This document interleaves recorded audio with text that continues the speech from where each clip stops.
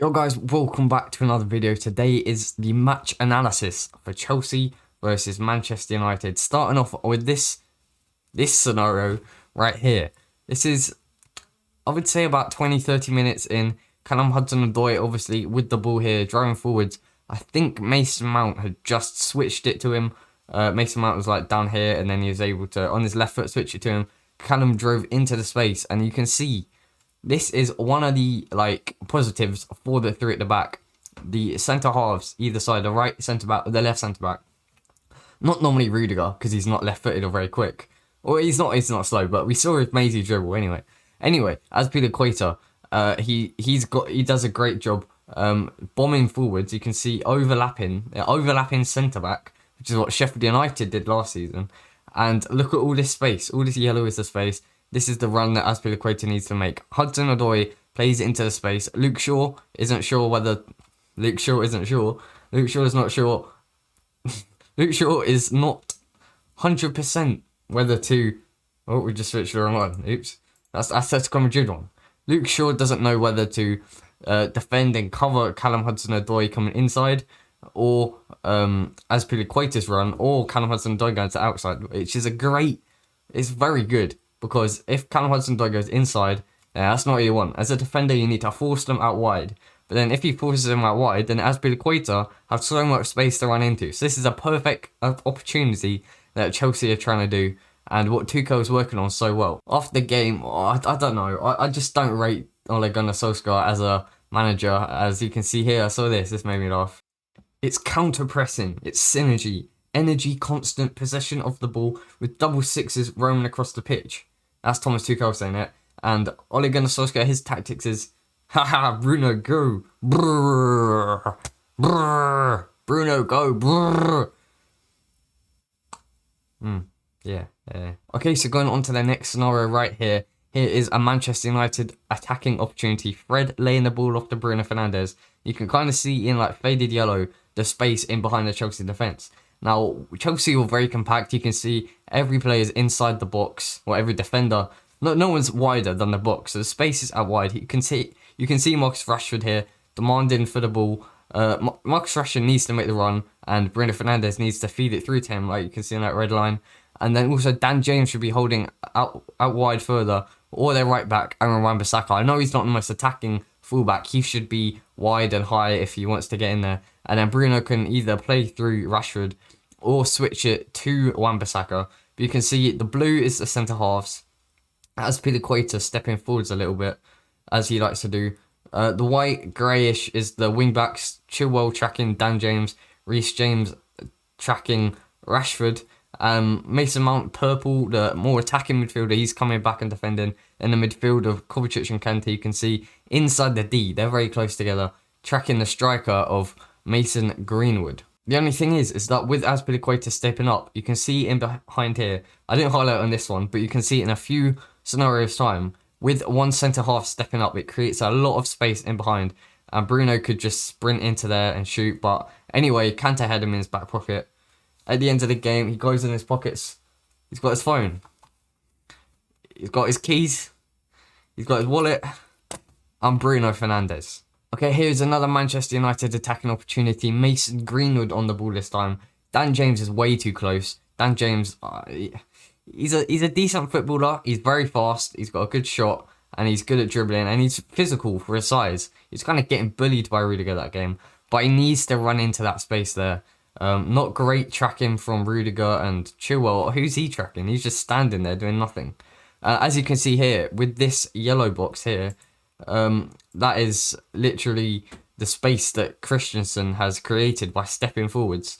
Kovacic and Kante need to be doing that stepping forwards, but Christensen has to commit, which creates, you can see here, this yellow box of space, which Marcus Rashford needs to go through, and then Mason Greenwood could dink it through, but they're wide players, Manchester United. They're just not clever enough. Brum brum. Also, look at the tracking from Reece James. He's tracking no one. He should be back here where Aspi is, and then Aspi in that gap if Christensen is stepping up. But because Reece James has pushed so forwards and Christensen has had to commit, then Rudiger is just trying to stop Mason Greenwood driving that way, and then Aspi is trying to stop Mason Greenwood thinking it through there. Okay, so here's one of the best opportunities of the game. Ben Chilwell gets it down here. It's a 4-on-3, pretty much. Ben Chilwell, you know he's got a good delivery. He has 3 options. Either pull it back for Hakim Ziyech, loop it over the top for Reece James, who has all this space behind me, or go into Olivier Giroud and then try and get him a shot on target. But he does decide to go to Hakim Ziyech, who does get a shot on target, but it's a decent save by De Gea. It was straight at him, but it was a very good chance. I didn't realise how much of a good chance it was in the game. But what Oli Giroud needs to do, rather than stand in front of Hakim Ziyech, he needs to get in front of Harry Maguire here, big slab himself. And then Chilwell can either just spin it across the face of goal, just drill it in, and hope that Oli can get a touch on it. If he can't, Reece James has got to be here. He can't be jogging there. He's got to be right at the back post. Like, look at all this space. Luke Shaw's trying to track Ziyech. He has no clue where Reece James is. He's got his back to him. Reece needs to be in here, like there, behind me, behind my head. Okay, so one of the last scenarios here, 82nd minute, you can see this massive arrow. I couldn't find a better one. You can see Man United got every player behind the ball. You can't quite see Luke Shaw. I think he's down here. That's why Christian Pulisic is in so much space there. But every single United player is behind the ball. Rudiger, look at this space. They got quite a high line.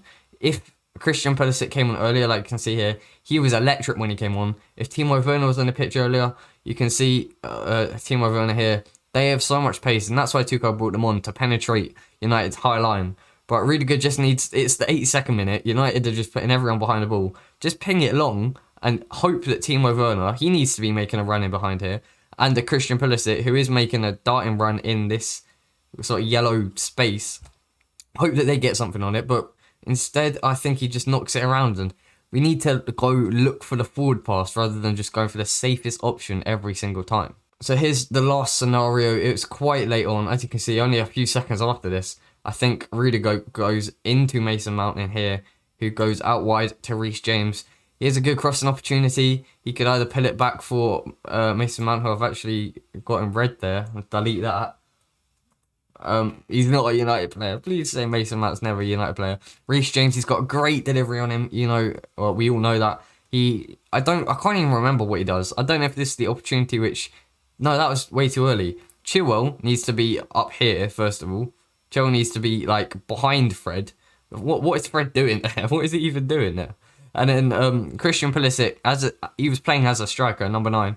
He needs to get in front of Big Slab, as Oli Giroud does well. And Timo Werner needs to get behind Lindelof, which he is doing, and darting into the run there. And Reece James needs to cross it in. If Christian Pulisic doesn't get it at the front post, and hopefully it falls to Timo Werner. But nothing came of it, and it was a frustrating draw. We deserved more. The penalty, I still don't see how it's a penalty. So many people are saying it was a clear penalty and he obviously handballed it, but he barely changed the direction of the ball, first of all. And not a single United player even thought it was a handball, let alone a penalty. Every Chelsea player was commanding and telling the ref that Mason Greenwood handballed it, which he did. And okay, it may have hit Callum Hudson-Odoi's hand, but it didn't change the direction of the ball. And how can that's not the rules. A handball is making his body bigger to stop, to top. He didn't make his body bigger. He just put his arm out to outstrength Mason Greenwood. It wasn't a penalty, in my opinion. I don't know what some people are on about. It barely touched it anyway. Anyway, stop. I'll stop ranting now. That's all for today. Thank you very much for watching. Comment down below your thoughts on the game. Do you sort of like these I just buffered. I'm buffering in real life. Analysis. Why couldn't I think of that word? It's literally in the name of it. Do you like these analysis videos after the game, a few hours before, maybe like 24 hours, like I think this is? I really enjoy doing them, and especially the green screen. It works really well. Thanks you very much for watching. Subscribe if you're new here. We're trying to hit the 5k mark as soon as possible. We're so close. We're on at 4.9k. Actually, let me check now. Look at that. 4,899 subscribers. If we could hit 5,000 subscribers today, tomorrow, oh, it means so much to me. 500 subscribers in the last 28 days is mad as well. It's crazy. So every single one of you that watches my videos, subscribes, likes, comments, it all helps me out, and I love it. It helps me out, and it means way more than you could ever imagine. So thank you very much for watching, and goodbye.